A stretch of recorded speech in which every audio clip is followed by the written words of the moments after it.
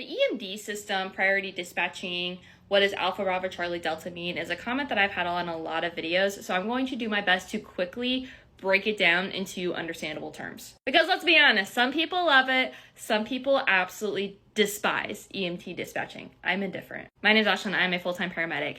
My self-tanner is developing right now. So if I look orange, mind your business. So EMD dispatching, or priority dispatching, priority medical dispatching, it is a systematic approach to receiving 911 calls and categorizing them into how big of a priority they are to be able to send the adequate resources that are needed for the entire call. Basically how this is done is the 911 dispatcher answers the call and they ask the RP, or the person calling 911, a series of questions that kind of lead them down an algorithm to know how big of a priority this is, how big of an emergency it is, and what resources are needed for the 911 call, whether it's EMS, fire, or PD.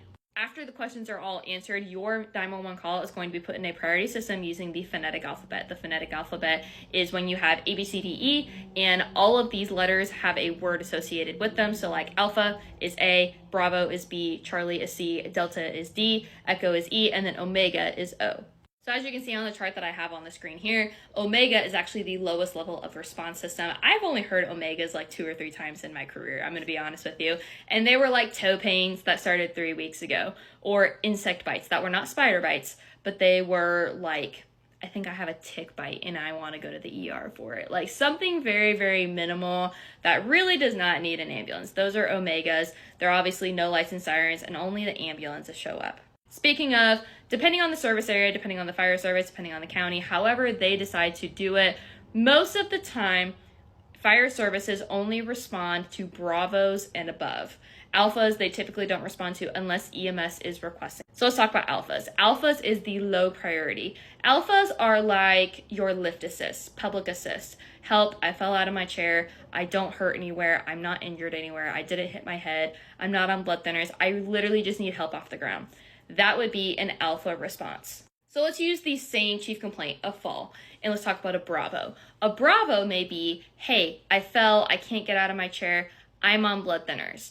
Blood thinners add a level of urgency, and typically depending on the service, most of the ones that I've worked at, Bravos is where you start going lights and sirens, and a fire service is also dispatched as well. This may also be, I fell, I hit my head. I fell, there's a laceration, and it's bleeding.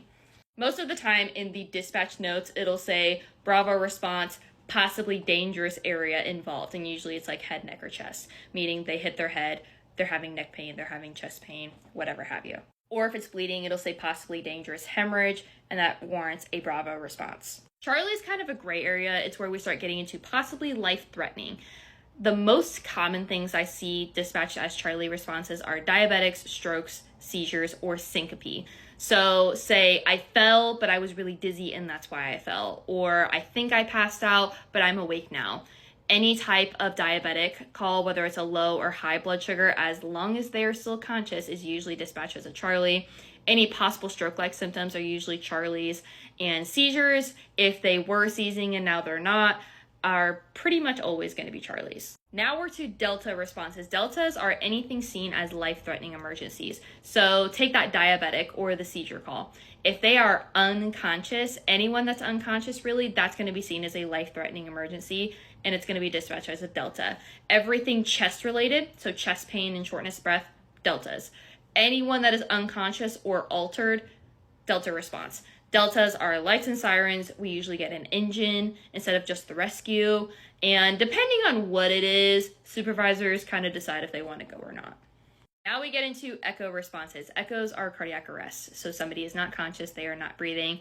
CPR either needs to be started or has already been started. The only other time I've ever seen echo responses are chokings that are no longer conscious, and structure fires if we don't know if anyone's inside or not. Echo responses get the full cavalry treatment. You get an ambulance, you get an engine, a supervisor, sometimes PD likes to show up. You might get a second ambulance. Somebody is in a deadly emergency, and those are specifically reserved for echoes.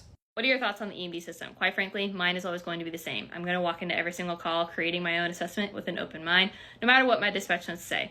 That is all. Have a good shift.